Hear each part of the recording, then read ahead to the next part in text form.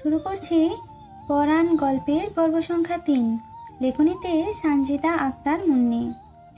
চারদিকে ফজরের আজান হচ্ছে, ভোরের আলো ফুটতে শুরু করেছে, তবে এখনো অন্ধকারের চাদর চারদিকটা ঘুরে রেখেছে। আলতো বাতাস গা ছুঁয়ে যাচ্ছে। এই বাতাসটা রহমতের বাতাস। আর এই রহমতে ভরা ভোরে জমিদার বাড়ির উঠানে বসে নিদ্রা নীরবে চোখের পানি ফেলছে। আজ সে অসহায়, নিজের কাছে আজ নিজেকে বড্ড বেশি অসহায় মনে হচ্ছে। জীবনের দরিয়া ঘুরে যাচ্ছে অন্যদিকে। শেহজাদ আর তার লোকজন হুমকি দিয়ে তাদের সোজা জমিদার বাড়িতে নিয়ে এসেছে। মুসা আর মাস্টার সাহেব বসে আছেন চেয়ারে, তাদের একপাশে চেয়ারে বসে আছে নিদ্রা। জমিদার সাহেবও রয়েছেন থতমত খাওয়া চেহারা নিয়ে। কি ভাবলেন আর কি হলো? মাস্টার সাহেবের কাছে কিভাবে মুখ দেখাবেন? কথা দিয়েছিলেন এক, আর পরিস্থিতির রূপ নিল আর এক। কাজী সাহেব বিয়ের সব নীতি পালন করে নিয়েছেন। জমিদার পরিবারের সব পুরুষই বসে আছে, সবাই থতমত খেয়ে বসে আছেন এখানে। বড্ড নারাজ তারা এই বিয়েতে। তবে এখানে শুধু মেহেরুব নেই, সে এসবেতে কখনোই থাকে না। দিনমোহরও ধার্য করা হয়। মাস্টার সাহেব মুসাকে সাক্ষী রেখে কাবিননামা তৈরি করেছে। দেনমোহর হিসেবে 7 একর জমি আর জমিদার বাড়ির পুরনো একটা প্রাসাদ দেওয়া হয়েছে। শেহজাদ সই করে নেয় কাবিননামায়, কবুলও বলে নেয়। অতঃপর কাবিননামা নিদ্রার সামনে নিয়ে আসে। শেহজাদকে দেখেই নিদ্রার হাত পা কাঁপতে শুরু করে। আতঙ্কে দম বন্ধ হয়ে আসে ওর। নিদ্রার হাঁটু অবধি থরথর করে কাঁপতে থাকে। কি হবে এখন? সই যে করতেই হবে। শেহজাদ নিদ্রার সামনে হাঁটু গেড়ে বসে আলতোভাবে নিদ্রার হাঁটুর ওপর কাবিননামাটা রেখে দেয়। অতঃপর এক তৃপ্তির শ্বাস টেনে নিদ্রার পানে তাকায়। কিন্তু এখন তাকিয়ে আর সেই মায়াবী চোখজোড়া দেখার সৌভাগ্য হয় না তার, কারণ নিদ্রার চোখে এখন যে কালো পর্দা। তাও আফসোস না করে নিদ্রার দিকে ইশারা করে বলে, সইটা করে নাও। শেহজাদের মুখে হতে এই কথা শুনে নিদ্রার শরীরে কাঁটা দিয়ে ওঠে। পুরো শরীরখানা হিম হয়ে যায়। নিদ্রা আশেপাশে এক পলক ভয়ার্ত দৃষ্টি ঘুরায়। তারপর সাহস নিয়ে দুদিকে নাসূচক মাথা নাড়িয়ে অসহায় গলায় বলে,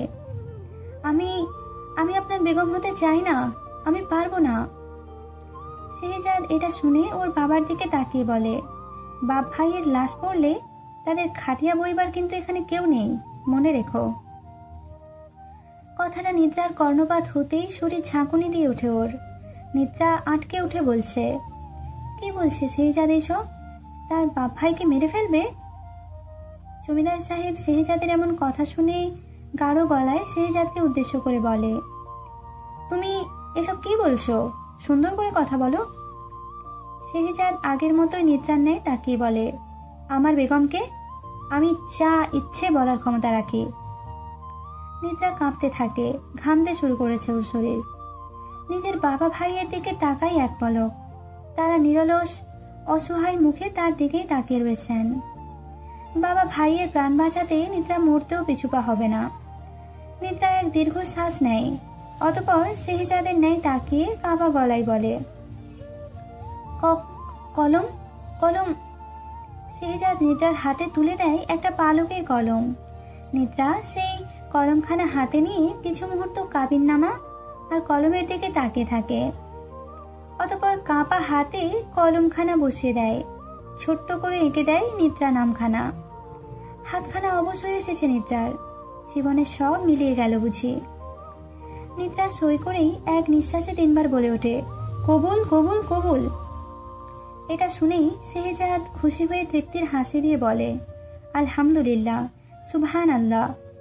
অবশেষে তুমি আমার বেগম সৈয়দা নিদ্রা হয়েই গেলে। উপস্থিত সবাই অখুশি, শুধুমাত্র শেহজাদ ছাড়া, কারণ সে এই বিয়েতে খুবই খুশি, আর কারো মুখে কোনো খুশির লেশও নেই। সবাই যে এতে বড্ড নারাজ। কবুল বলে দিয়েই নিদ্রা নিজের মাথা নিচু করে কপালে হাত রেখে অসহায়ের মতো হু হু করে কেঁদে ওঠে। আজ তার সব অঙ্গীকার অন্য কারো কাছে জমা হয়ে গেল। আজ তার নিয়তির কাঁটা অভিশাপের সাথে মুড়ে গেল। আজ সে হামজা ভাইয়ের থেকে মুখ ফিরিয়ে নিল সারাটা জীবনের জন্য।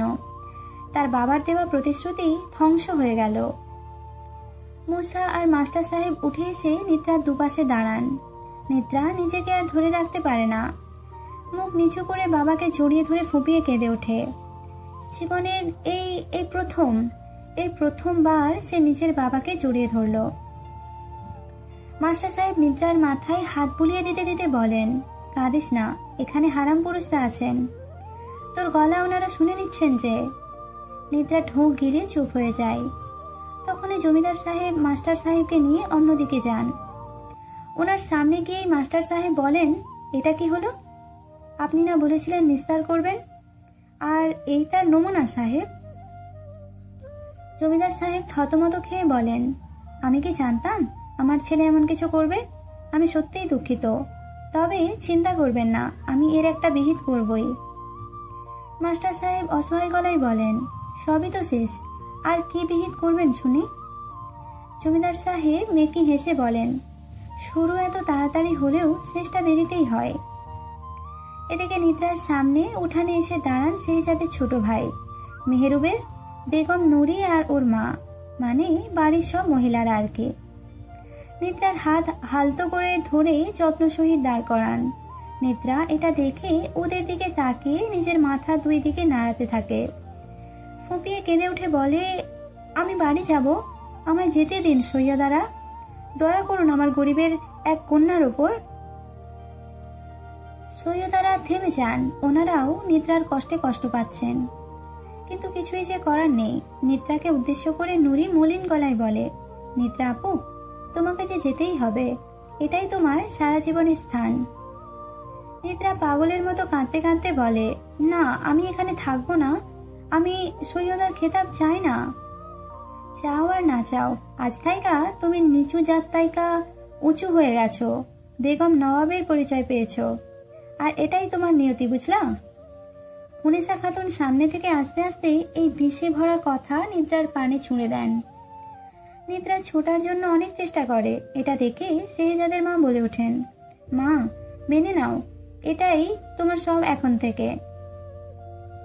হুনেসা খাতুন নিদ্রার এমন একরোখা জেদ দেখে বলেন, মাইয়া, তুমি তো দেখি বহুত জেদি, এত জেদ ভালো না, যাও ঘরে যাও, আর চিন্তা করিও না, আজ রাইতেই সব জেদ উইরা যাইব আমার নাতির দ্বারা। হুনেসা খাতুনের কথাটা শুনে নিদ্রার কান জ্বলে ওঠে ঘৃণায়।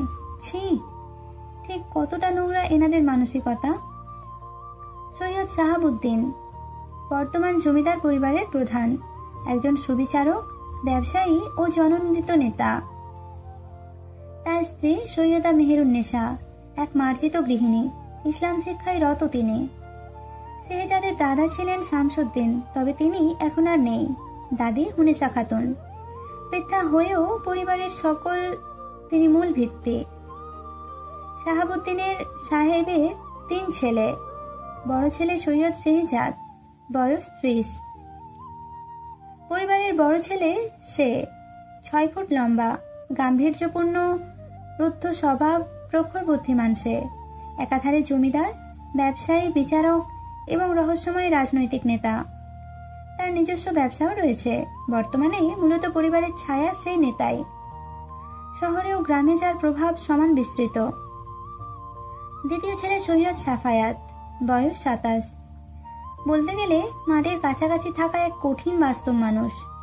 তার জীবন বাণিজ্য, শারীরিক পরিশ্রম, হাটবাজার ও দাঙ্গা মারামারি সামলাতেই ব্যস্ত। আর তার স্ত্রী হুরাইফা খাতুন সংসার সামলান অভিজ্ঞ হাতে। তার 3 সন্তান, বড় মেয়ে নৌমি, বয়স 9 বছর, আর ছোট যমজ ছেলে আলী ও আরিফ, বয়স 6 বছর। ছোট ছেলে সৈয়দ সেহেরাজ মেহেরুব, বয়স 25। ডাকনাম তার মেহেরুব। সে সবচেয়ে ভদ্র, শিক্ষিত শহুরে। একজন ডাক্তার, শহরের হসপিটালে চাকরি করেন। গ্রামবাসী তার কাছে দোয়া নিয়ে যায়। মেহেরুব কেবল চিকিৎসকই নন, তিনি এক আশ্রয়ও বটে। তার স্ত্রী উম্মে নুরি। শেহজাদের বাপ চাচা 3 জন। মেজো চাচা সৈয়দ সাজ্জাদ, তিনিও পরিবারের ব্যবসা সামলান। স্ত্রী নূরজাহান খাতুন গৃহস্থালী ও ধর্মচর্চায় সময় কাটান। সন্তানরা ওনার 3 সন্তান, উম্মে নুরি, বয়স 18, হাফেজা আলেমা হওয়ার পথে। মেজো মেয়ে উম্মে নুরাইয়া, বয়স 9। ছোট ছেলে স্বামী, স্বামীর বয়স 7। ছোট চাচা সৈয়দ সুলতান ব্যবসায় যুক্ত, চুপচাপ, খুবই বিচক্ষণ তিনি। তার স্ত্রী সৈয়দা জুলফা। ওনার এক কন্যা আছে, আয়েশা, বয়স 14।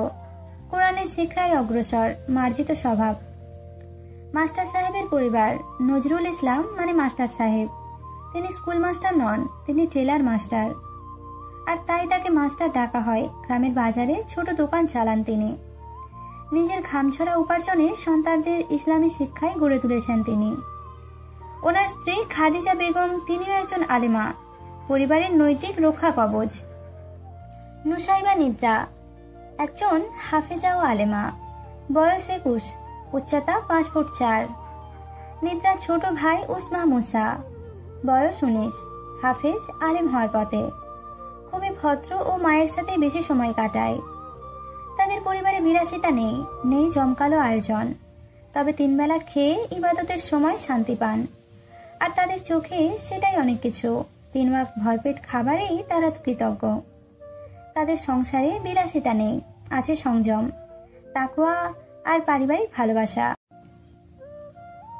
এশার আজানের অনেকক্ষণ পর আজ সারাদিন জমিদার বাড়িতে কেটেছে নিদ্রার। এক কক্ষে বন্দী হয়েছিল সে। দুপুরবেলা 1 গ্লাস পানি আর 2 মুঠো ভাত খাইয়ে দিয়েছিল নুরি। নুরি নিদ্রার ছাত্রী, তাই নুরি যথেষ্ট চেষ্টা করেছে নিদ্রাকে সামলাতে। নিদ্রা খাবার খাওয়ার সময় কোনো অমত করেনি, কারণ সে জানে রিজিকের মালিক মহান রব। তিনি এখানে রিজিক আজ বরাদ্দ করেছেন হয়তো। আর জমিদার পরিবারের মানুষ হারাম উপার্জন করে খাওয়া মানুষ নয়, এরা সর্বদাই সৎ হয়ে চলে। তবে বাকিটা আল্লাহ জানেন। নিদ্রাকে যখন বোরকা খোলানো হচ্ছিল, তখন বাড়ির মহিলারা কিছুক্ষণের জন্য বাকরুদ্ধ হয়ে গিয়েছিলেন। এক দৃষ্টিতে তাকিয়ে রয়েছিলেন নিদ্রার পানে খানিকটা সময় জুড়ে। নিজেরা নারী হয়েও কিছু মুহূর্তের জন্য অন্য নারীর রূপ মায়ায় পড়ে গিয়েছিলেন। কালতি তারা ভেবেছিলেন, কি আছে ওই নারীর ভেতর, কি তার রূপ মহিমা, কেনই বা এত পাগল হলো শেহজাদ তার জন্য। কিন্তু আজ নিদ্রাকে প্রথমবার দেখে ওনারা নিজেরাই চোখ ফেরাতে পারেননি।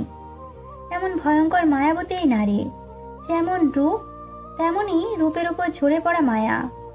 আর তার চোখগুলো তো আরো ভয়াবহ সুন্দর, কি অপার সুন্দর, যে দেখতে হুরের মতো, অপসরার ন্যায় দেখতে মেয়েটি।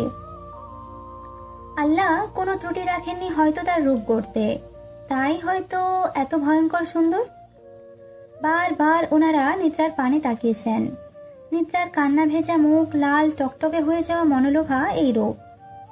ওনারা এমন হুরের রূপ দেখে স্তব্ধ হয়ে গেছেন মুহূর্তের মধ্যেই। নিদ্রার এই অপার্থিব সৌন্দর্যের মহিমার কারণেই শেহজাদ এত পাগল। এমনি তো আর এত পাগল হয়নি, এমন হুরের ন্যায় নারী পেয়েছে শেহজাদ। হুনেসা খাতুন তো বলেই দিয়েছেন, তোর এই মনোলোভা রূপের আগুনেই চৈলা ছারখার হয়েছে আমার নাতি। নিদ্রা এসবের কোনো কথারই উত্তর দেয়নি, সে তো শুধু চোখের পানি ফেলতেই ব্যস্ত। এছাড় নামাজ শেষে নিদ্রাকে বাড়ির সবাই শেহজাদের কক্ষে দিয়ে এসেছেন এইমাত্র। নিদ্রা এলোমেলো পায়ে শেহজাদের কক্ষে পা রাখে। চারিদিকে চোখ বোলায়, নিদ্রার চোখ কপালে উঠে যায়। এই কক্ষ যত বড়, তাদের সম্পূর্ণ ঘরের চেয়ে মনে হয় বড় ঘর। ঘরখানা এত বড় যে বলে বোঝানোর নয়।